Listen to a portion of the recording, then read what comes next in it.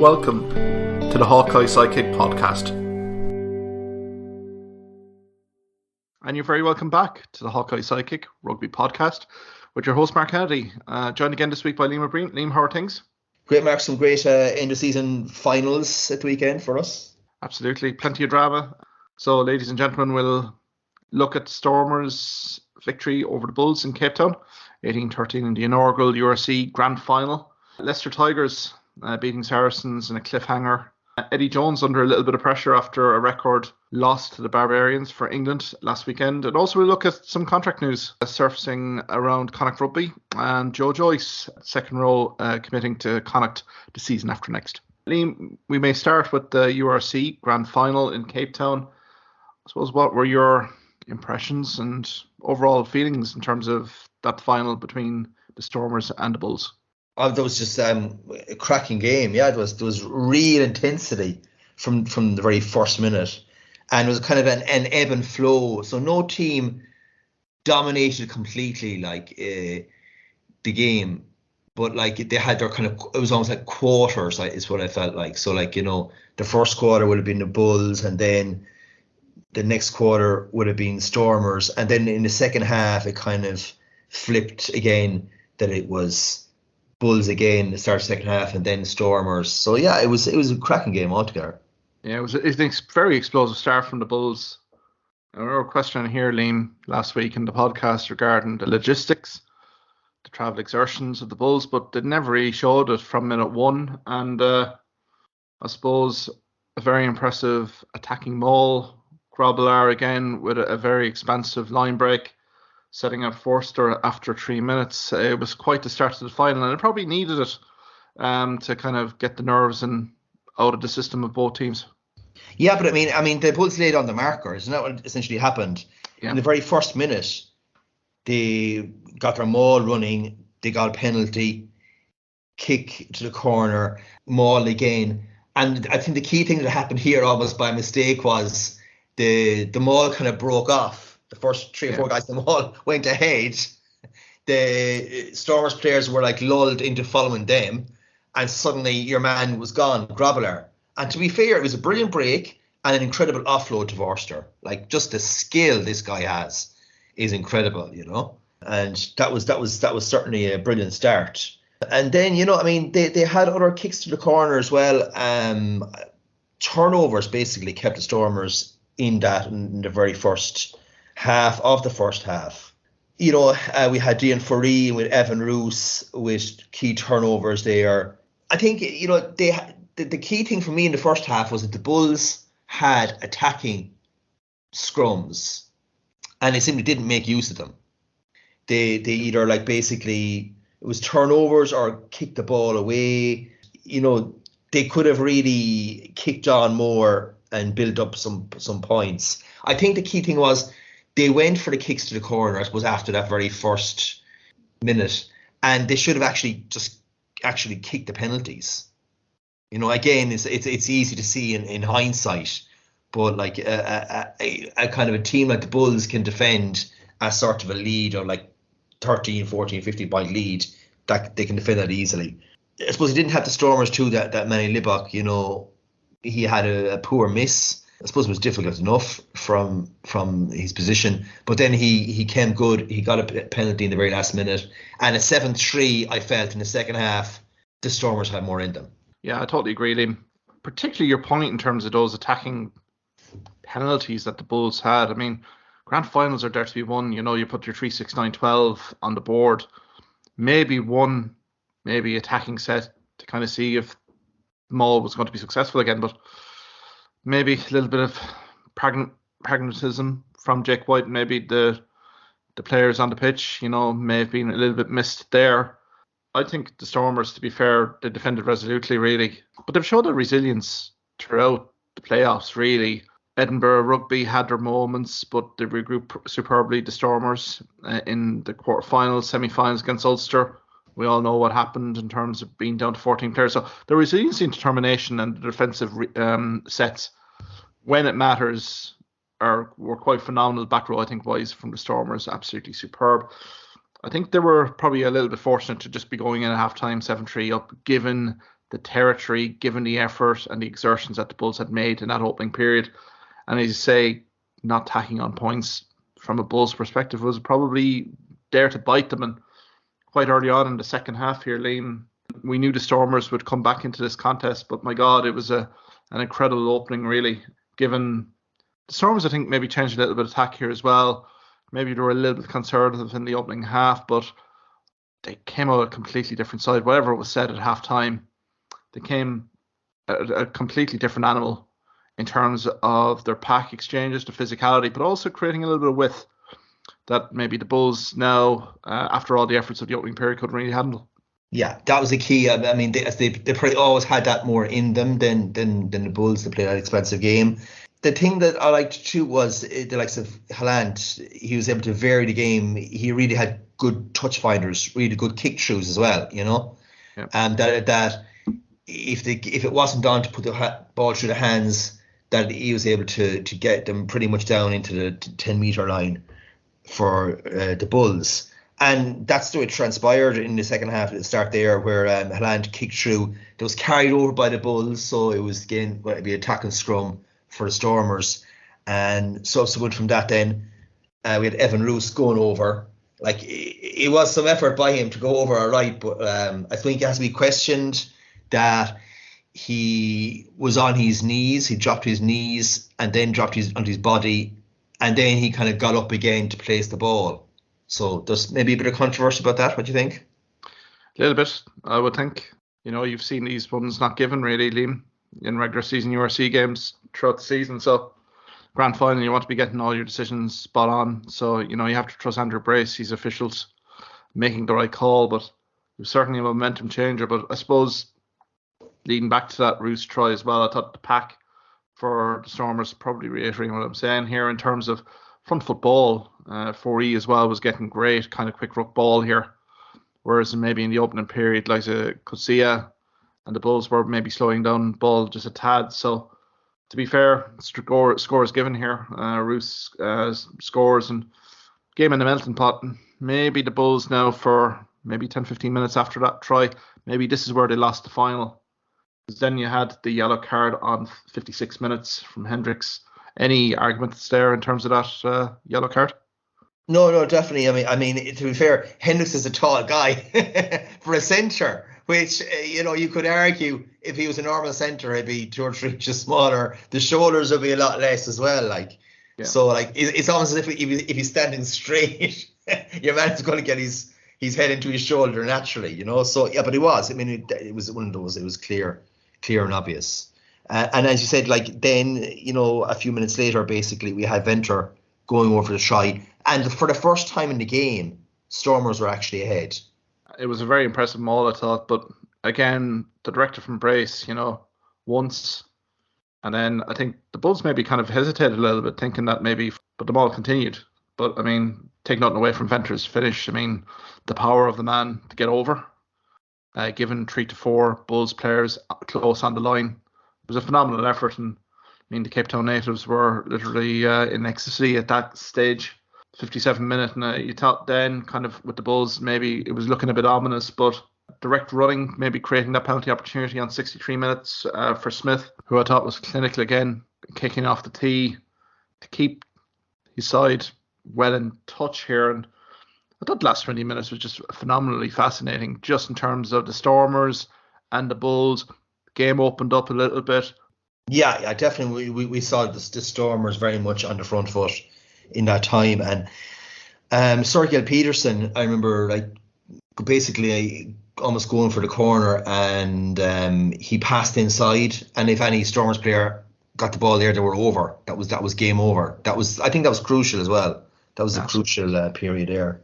And, you know, like in fairness to Stormers, you know, we kind of talked last week about the Bulls, really, their kicking game being very fundamental to how they work. But I thought Stormers, to man that back three, they won some key aerial battles down the stretch as well, creating that territory for the Stormers. And I think one of those key aerial battle wins created the territory for Libbuk's drop goal. I thought that was a very smart move from Libbuk.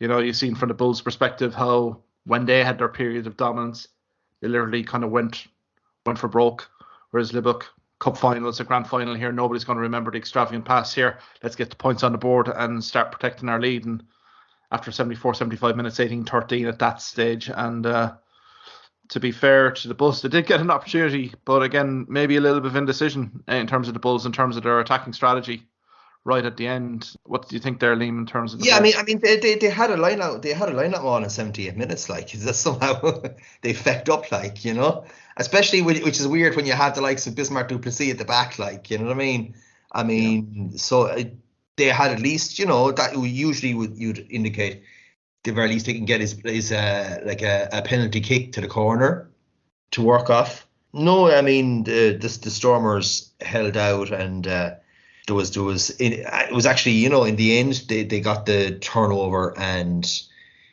kick out, and fully deserved. But like Libbok, I must say about Libbok, whatever you say about his goal kicking, which is quite poor, he has bottle, you know, massive as a player. We saw in the semi-final taking actually, you know, quite a difficult kick, and here again in the final he stood up. So you know, massive credit to him as well. And I thought that as the game went on, the Stormers' front row, the power that they brought through in the front row was incredible. Kitshoff and Matt Herb, just sensational altogether. Oh my God, they were just phenomenal from start to finish. It really kind of bodes well for South Africa and Rassie going into a World Cup year to see those guys kind of top of the ground. You know, they're scrummaging. Even their work rate outside of the set pieces is just phenomenal altogether. But I thought it was quite apt with the Stormers that another steal right at the end from a breakdown won the game. And looking at a stat here in terms of that back row that start for the Stormers, 29 carries, 99 metres gained. I think that tells an awful lot of the story. Again, the Bulls kind of struggled for parity, particularly in collisions.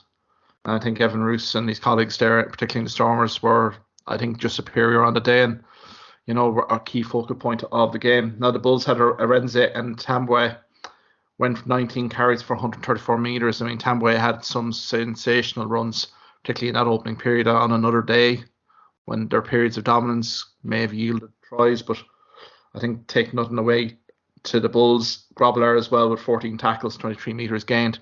Very high action-packed performance as well. I think it was just a superb grand final. It was a fitting finale to the inaugural URC Grand Final that it really hinged on the last play, really, Liam. And again, as we said last week, the South African teams have elevated the quality and standard of the competition, and it's up to everyone else to follow suit. Yeah, absolutely is. I mean, look, like a rising tide helps all boats, isn't that it? But to be honest with you, you'd also be looking at it kind of questioning, can the Irish sides honestly play to that intensity, like, you know? We saw even Leinster couldn't ultimately do that at home, you know, and then you'd certainly be looking at other sides like Ulster and Munster. So I don't know, but it does bode well for next season that teams are going to have to basically start strong from the very beginning to have any chance, and that includes Munster as well. But, you know, I mean, met a South African guy in a cafe here in Limerick there on Saturday, and we kind of both agreed that ultimately, you know, we got the South Africans and the Kiwis got the Aussies, and who really is going to turn out better in terms of competition-wise after all this? Well, at least we know physicality stakes-wise where we need to get up to, particularly with World Cup 2023, but there's no harm in this competition being injected with new talent, new blood. I mean, I can only see the South Sea Sharks and also the Lions as well improving dramatically next season as well, Liam.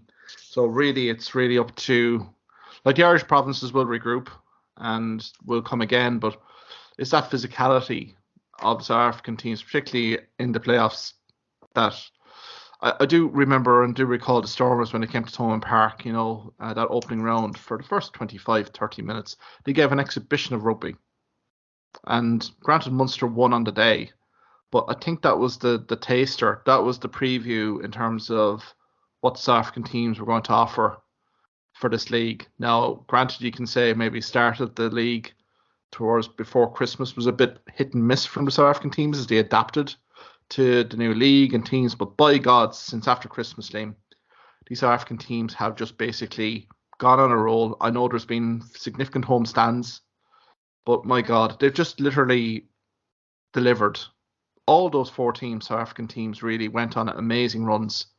And to be fair to these teams, there will be plenty of motivation to dethrone the Stormers next season. And I suppose everyone should be forewarned, particularly the Irish, Scottish and Welsh regions, that the South African teams are going to be maybe elevating their performance even more next season. Yeah, I wait for the English and the French to get a bit of a shock, because they absolutely will. That's one thing that's going to be guaranteed. My God, it is. But, also, I think there will be rivalry next season. I think that would be good. I think, the likes of the Bulls and Leinster will be a rivalry. Stormers and Ulster, and Munster eventually will have a rivalry as well with all these teams, Yeah. I think even Munster with the Bulls as well, just given the connections, with the Van Grans of this world, Erasmus as well, coming from that area, Connacht as well, the Stormers as well. I know Jake White wasn't too complimentary of Connacht. So, you can create the little rivalries here. Definitely Stormers Ulster is definitely a marquee one for next season. Can't wait for that game to kind of happen, maybe hopefully early in the season. But yeah, I would agree with you, Liam. It's really breathing new life into that. And for European Cup, particularly with the French and English sides, best of luck there, because if you're going to get the likes of the Bulls or the Stormers, particularly in November, round 1, that'll create a new dimension to the Champions Cup and also Challenge Cup, where you'll have the Lions and also there as well. I think that'll be significant in terms of the quality that the South African teams will bring. Yeah, you're going to actually have 2 South African teams in the Challenge Cup. Yeah, the Lions and the Cheetahs. Exactly. Yeah, interesting, yeah. Which is great. I think it's great all round, and it's really up to everyone. I know Leinster were probably licking their wounds last week along with Ulster, but I think it's for everyone to literally kind of regroup, see how they go, recruit wisely, coach well, and see how it goes in the pre-season. And we're only a few weeks away from the new fixture list as well, unbelievably. But yeah, congratulations, Stormers. I think a thoroughly deserved URC champion. And for the Bulls, it's been a magnificent season. As Jake White has said, literally, they've been in playoff mode since probably the start of the calendar year. So no disgrace in the final performance, fine margins.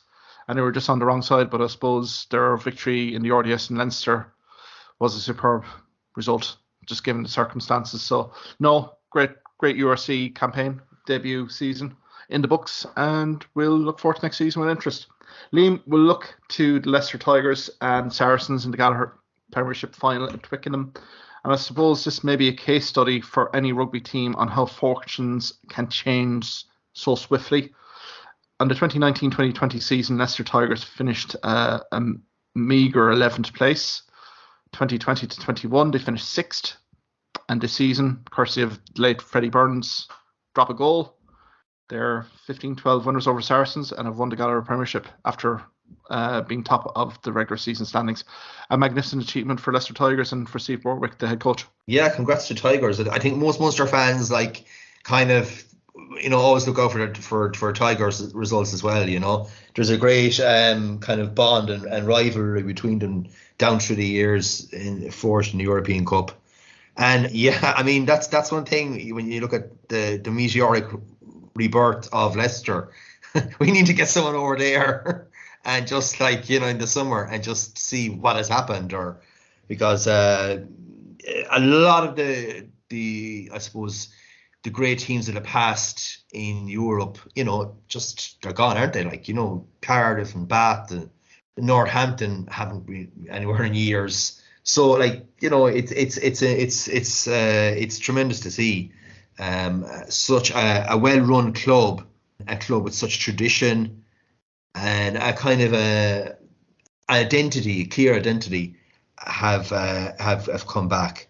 And yeah, again, cracking game and real to and fro. And I guess the fact of the matter is that Leicester got 2 tries in the first half.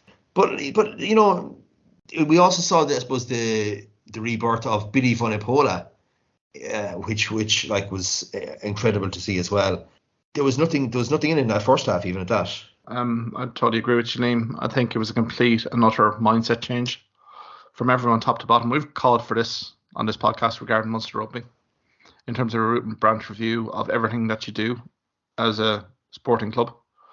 And Steve Borwick went in there when the club was in absolute dire straits. So let's be brutally honest, previous seasons of poor recruitment, head coaches coming and going fairly quickly. I can think of poor Gordon Murphy when we were in Thomond Park there a few years ago, when Leicester Tigers were kept scoreless by Munster Rugby, and it wasn't really an effort from Munster Rugby to keep Leicester Tigers scoreless. They were that poor, but it was a massive job for Steve Borwick and his management staff to really come in and transform this club. But I think it says an awful lot about Steve Borwick that people bought into his ethos, his philosophy fairly quickly, and really reaped the rewards. You could see the progression last season from 11th to 6th, and the season as well. Granted, they were beaten by Leinster, particularly in the quarterfinals, but I think, to be fair to Leicester, they did have a go at Leinster, particularly in that second half, so they did show potential.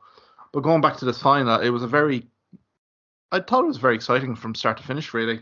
Likes of Stewart and Ashton, back three-wise from Leicester Tigers, were always providing an outlet and keeping the Saracens' kind of defence pretty honest.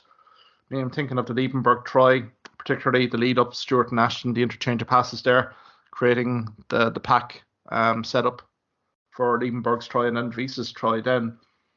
Great defensive line speed from Leicester Tigers to charge down Owen Farrell's kick.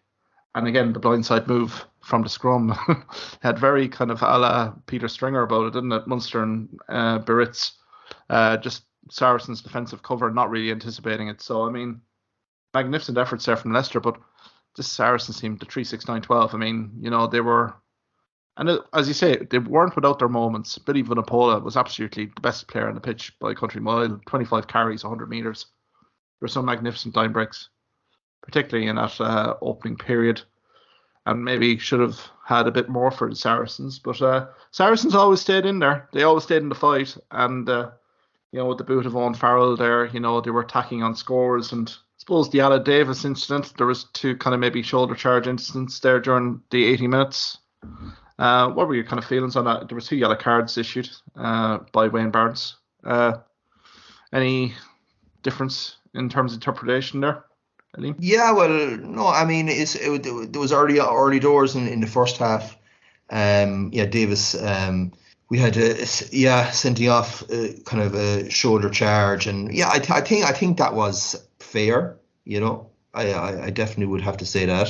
No real complaints there.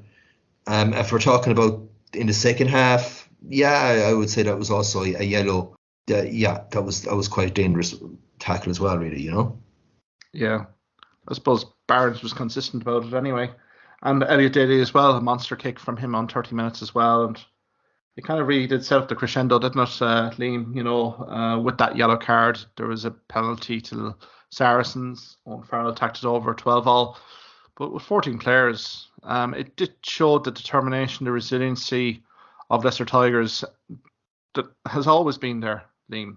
And I thought it was a magnificent setup from the pack to really create that opportunity for Freddie Burns, who had come in very early on for George Ford and delivered on the big stage. Freddie Burns may be accused of being very inconsistent at times, but my God, in one of the most important games of his career, he stood up massively well. Yeah, and you know what? I mean, in all the time I've been watching rugby, that probably is the best drop goal, considering that he had the least amount of time. Like, when he got the ball, there was 5 or 6 Saracens guys coming in his face. You know what I mean? Like, to be fair, people talk about drop goals, but like they're always relatively like in front of the post, or the guy is all time in the world, to kick it. The pressure was incredible. So, I mean, that is definitely the greatest moment of Freddie Burns' life, that's for sure, in a rugby sense. Because there was no safety foul for him, because Barnes was not going to ping for offsides for Saracens here. This was all down on the kick. It was all down on the kicker to execute, and it was a Burns maybe bashfully was kind of deflected attention, but as you say, it was a clutch moment for a ball club. This will do absolute wonders for Leicester Tigers going forward, attracting even more quality players into that ball club. And again, Steve Borwick is only starting here. You can definitely see him really building something magnificently special. I think you saw with the Leinster game, particularly that quarter final, that there's still work to do to get to that echelon of European clubs. But I think it's a massive result for Leicester Tigers. And as I say, it's a great case study for any teams that of former glories that this is quite possible if you have a very assured head coach, players buy into the ethos, the philosophy of the game, and anything is possible. Well, yeah, the thing is, Mark, I mean, like, you look at Leicester players and you could look at Munster players and squad, and certainly you could argue Munster have, on paper, superior players, without a shadow of a doubt, and more big-name guys. But what he's gotten out of guys who are clearly very good players, but like not top of the range internationals, I think of Tommy Reffel at 7. I think of Liebenberg, again, not really a household name, is he?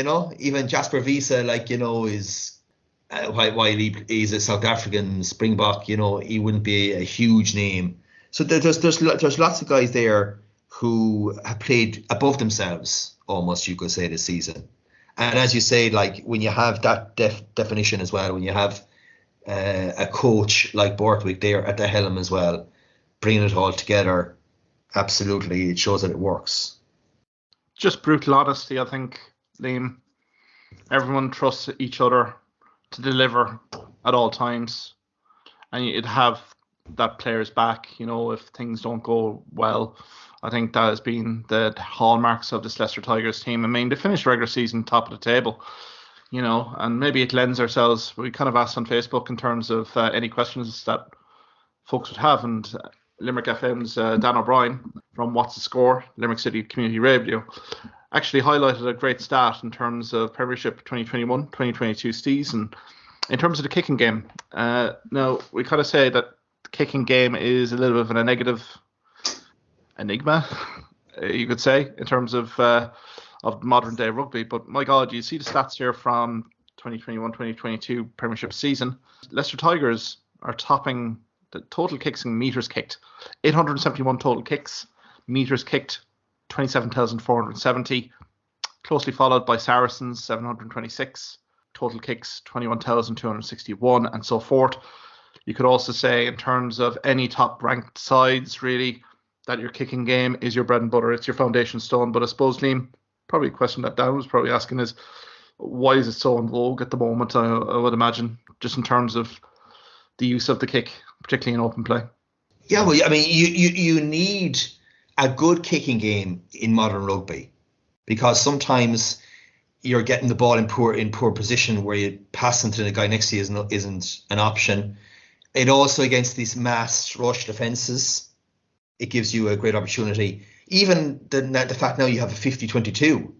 Yeah. If you have a good winger with a good old kick on him, a 50-22 is an incredible option for attacking wise, So you have all these reasons, I suppose, for taking kicks, I suppose, ball is slowed down, by good flankers. You need to kick away, kicking to gain territory as well. I mean, I suppose the key is, with most sides I see, is they have good kicking games.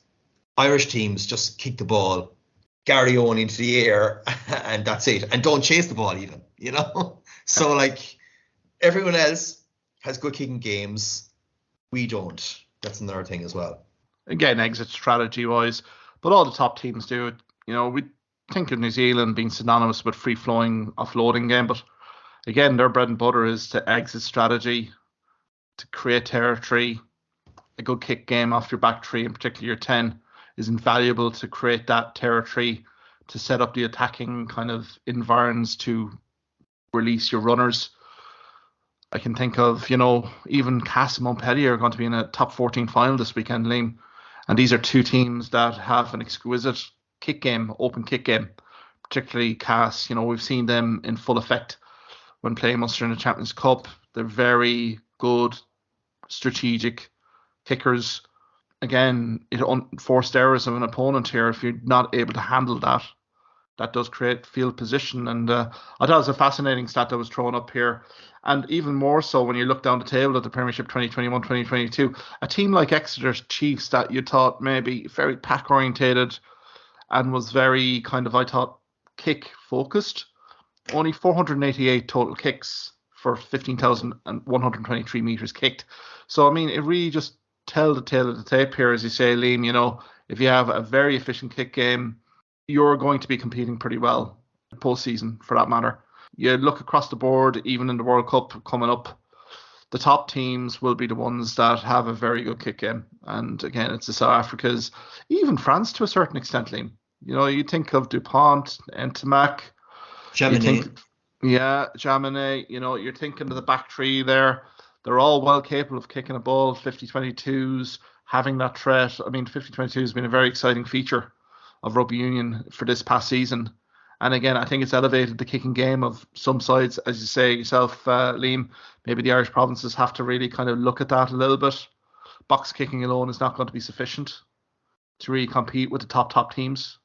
And maybe that is something in the off-season where the Irish provinces can maybe improve a little bit upon.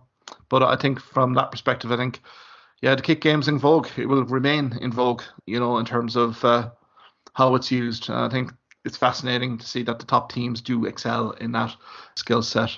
I think it was very fitting in terms of how this game ended, really. There was nothing in between these two ball clubs.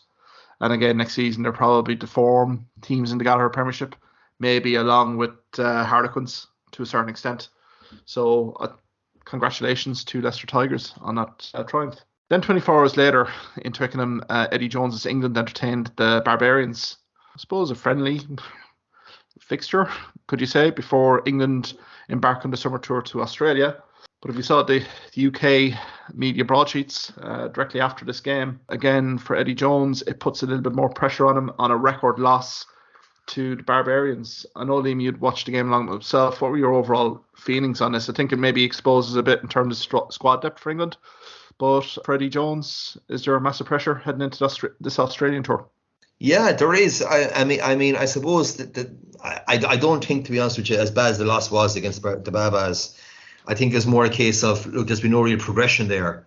This season, it was a very lucky third spot, you know, considering they lost to France, Scotland, and ourselves, and then fourth the season before. So there's no real progression there with England. They do have some smashing players available too, you know. I suppose the fact that there's some really brilliant young players who are not playing to potential, and then there was guys who were definitely prematurely dropped. You know, we think of the Vunipola guys, and even to be fair, Danny Kerr, you know, who's recalled as well. He seems to be going for a game anathema to England, which is basically, even though you have good forwards, to kind of pretty much ignore that. This forward-orientated game, and to go for his free-flowing game that the players themselves almost seem uncomfortable in playing as well, with no clear outline on the pitch of what they should be doing. So that's probably the most worrying thing for England fans to be looking at. Myself, like I look at just kind of brief parts of the game. England just bit clueless. I suppose the Babas players, a lot of French guys, so they had gelled before and they knew their style of play, so that probably explains something as well. Indeed, like Damien Pinot had the freedom of the park in Twickenham at times, you know, a class above in the back three exchanges, but I suppose there were so many things wrong with this performance from England. Now, you can say it was probably the first game of this kind of summer tour series, but again, there were some fundamental issues here, particularly around ruck defence. How many times did we see Barbarian guys really evade lack of coverage around the rucks? It really did kind of spill over. Johnny May gets sin bin for a deliberate knock-on 17 minutes that creates the penalty try. I thought Olivion's intercept on 23 minutes. Yeah, Randall, the scrum half, has opportunity to tackle, but again, it was kind of a meek effort from the scrum half to get back. Maybe that's kind of prompted Danny Kerr to come back in here to a certain extent. Like Marcus Smith did have good moments in terms of attacking sense, but again, England seemed to tire pretty rapidly here, particularly in the last 20 minutes. And this is all played predominantly with 14 players from the Barbarians after Skelton got sent off for that shoulder hit. So, I mean, to concede the 52 points here, Liam, it's a bit of an eye opener for any supporters of England in Twickenham, usually after that game on Sunday afternoon. But I think from a bigger deal, I think it really does expose squad depth issues, particularly the fledgling, the prospects that were coming in, probably lauded a little bit by BT Sports to a certain extent. Gallagher Premiership guys that needed to get their chance, but they got a bit of a reality check in terms of the levels that are required in Test match rugby, and I think there is serious concerns for England going down to Australia now, given that performance. Yeah, I mean, look, to lose by 31 points to the Babas, who really don't often win nowadays when they're playing the other international sides. The thing is, too, you could say Australia maybe are possibly resurgent at this point. They kind of put it up to the New Zealand teams in Super Rugby this year. In terms of the Brumbies, they have one of the best teams now in Super Rugby. So, yeah, it's not going to get any easier for them. And it could be very well possible they lose, 2 games in a Test series, I think he could be gone. It's getting to that stage too where Eddie kind of comes in for a few years to a team, really makes a difference, and then things just start to fall apart. And that's happened with his own native Australia. In fact, every other coaching stint that he's had. So I think that's kind of happening now with England. I think it's a key one for him. He may not say that to the media, but he knows that international rugby Test match coaches, they're evaluated on the results, and really the last 12 months have not been good enough from an England perspective. Coming into a World Cup 2023 cycle year, I think it's imperative for England to come back with a little bit of a vengeance here. Now, Australia, once they see the English jerseys, the motivation will be pretty high on their side, and I think they're kind of coming on the upward curve. We'll see more of that, particularly in the Rugby Championship. A key time for England. They're recalling back to the likes of Binny Vunipola and also Danny Kerr to a certain extent. I think that's probably an acknowledgement that the guys that were supposed to replace them are not quite up to mark here. And really looking towards 2023, I think Vunipola and also Danny Kerr are going to be, dare I say, fairly significant players. I think in terms of Ben Youngs as well. I know he's been rested for this tour. Looks like a kind of a key half-back for the likes of Marcus Smith and Owen Farrell going forward, because I certainly don't see anything from a scrum half perspective coming through the ranks here that is really going to rival those guys. Yeah, I suppose, yeah. There has been talk about even Harry Randall, all right, He seems like maybe the best of the rest, I suppose you could call him, To be fair, England always produce good scrum halves, whatever about any other position. They always seem to have good scrum halves. But yeah, as you said, some of the young lads who've come through haven't really stepped up to the level, I guess, But again, when you come into an uncertain kind of a squad, as a young guy, it doesn't quite help, does it? When you don't come into a winning squad with a kind of winning mentality that England don't have at the moment. There's already talk in the English media. They want the obvious guy is Sean Edwards. They want to get him in. They're saying about immediately post World Cup, but that could happen. That could happen a bit sooner as well, But yeah, England are kind of. It's very funny. They're of all the leading teams, they're probably in the most uncertain state at this time. I think there's parallels with South Africa in the previous World Cup, where they were a little bit in disarray, 15 to 18 months out from the World Cup, but then Erasmus took charge. Squad started to get galvanised. Now, I suppose from England's perspective, you have how many Leicester Tigers and Saracens contingent joining that England squad. Now, these are proven Test match operators, so that will certainly evaluate and elevate their performance to a certain extent. But I think this game can't be taken in isolation. I think it's just a case of Barbarians, as you said, just convening a few days beforehand. I know there was an awful lot of French contingent there. Thinking of like Bougueret's, Carbonell, guys like that. There were some exquisite kind of moves here when the shackles were completely off. Tonga as well was monster with ball in hand as well. But I think, Liam, it's in terms of depth chart, in terms of naming that 2023 World Cup squad for England, quite a few England prospects here certainly are not going to remember this fixture with any great memories, particularly if they're not being picked for Rugby 2023. This is probably the game that their hopes were probably dashed when it comes to selection, probably late in August, September of next year. So I think from that perspective, I think pressure is certainly on England. It's certainly on Eddie Jones. to get this right. Martin Gleeson as well, I think, from an attacking coach perspective, to galvanise a game plan between a very dynamic pack unit and on paper looks a very good potential backline unit. Now Elliot Daly as well is being shut down for the season. Again, that may provide more opportunities for other players, but I think it's going to be a very telling series here in Australia for England and Eddie Jones.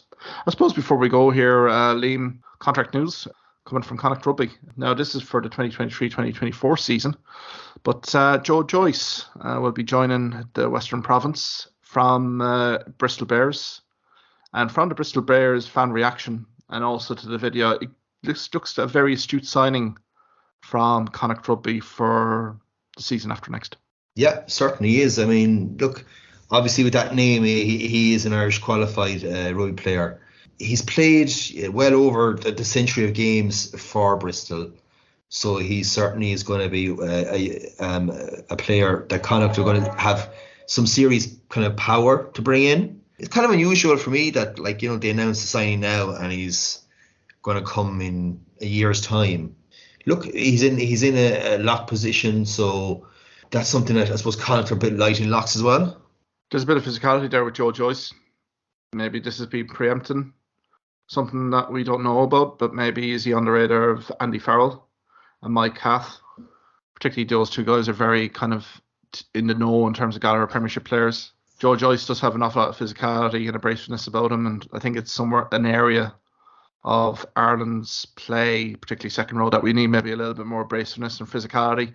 And maybe he's been signed for that purpose. Just merely speculating. The other thing I would also say for Connacht Rugby, it's a great signing, but my fear here is if Joe Joyce is arriving to that ball club, who's going to be leaving that ball club at the end of next season as well? There might be an attritional here of maybe a particular second row from Connacht going.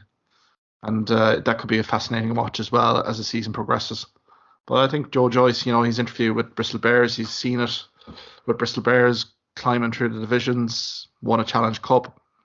As you say, he wants the cherry on top, winning the Gallagher Premiership here with Bristol Bears next season. But again, a guy that seems to be very authentic, a very work ethic based player, you know, that's going to be a good leader for Connacht Rugby on and off the pitch. Nothing but good vibes coming from that Joe Joyce signing here. And, you know, it's a shame that probably couldn't have happened this season for pre-season, really. But again, I think it's going to be a fascinating watch to see Joe Joyce and whether he kind of features in Andy Farrell's Ireland plans as well. Yeah, certainly. I mean, look, he's another person to come into the mix. We've already seen, you know, Joe McCarthy come from pretty much nowhere this season to potentially start in lock, I would argue, in one of the tests. So certainly Joe Joyce is another real prospect to have in future. Massive. And I suppose another news here, Liam, Nick McCarthy's announcement this week. I mean, incredibly brave move from Nick McCarthy, you know, as a professional sportsman in Ireland, you know, coming out about his sexuality. Any reactions there, Liam? Nick McCarthy's an outstanding scrum half. But I suppose a very brave move from Nick. And, you know, I think we might see a more enhanced probably Nick McCarthy on the pitch after this announcement. Yeah, you'd imagine so, that it was kind of a heavy burden to have to keep in place. So yeah, like, look, good for him. I think for Irish rugby too. And if I'm not mistaken, he's the most kind of a high profile or big name player in Irish rugby to come out. So yeah, well done to him, and make things easier for everyone else, like, doesn't it? Yeah, a complete trailblazer is Nick McCarthy. And I mean, he had a good stint with Munster Rugby there not too long ago as well. You know, an awful lot of Munster fans were sad to see him go. You know, quality footballer, given the opportunities that he afforded in Munster Rugby, and he continued that with Leinster. And I think the reaction of Leinster Rugby fans, particularly head coach Leo Cullen, Stuart Lancaster, has been absolutely awesome. And, you know, well done to Nick McCarthy here. And all the best for his future. He's playing career future as well. I think he's going to elevate to a higher level here as well. Liam, we might leave it there. Many thanks for your insights and contributions tonight, as always. I suppose next week we can probably run the rule over the Cast Montpellier top 14 final. That could be a very intriguingly poised game on Saturday evening. And also running the rule, I suppose, preview-wise in terms of the Ireland, the early days of their New Zealand tour. But until then, Liam, thanks very much. Okay, Mark, we'll see you then next week. Good luck. Thank you for listening to this podcast episode. If you liked what you heard in this podcast, why not subscribe to the Hawkeye Sidekick podcast on either Amazon, Spotify, YouTube or Twitter platforms. You can also follow me at Hawkeye Sidekick on Facebook and Twitter for the latest sporting opinions, articles and reports.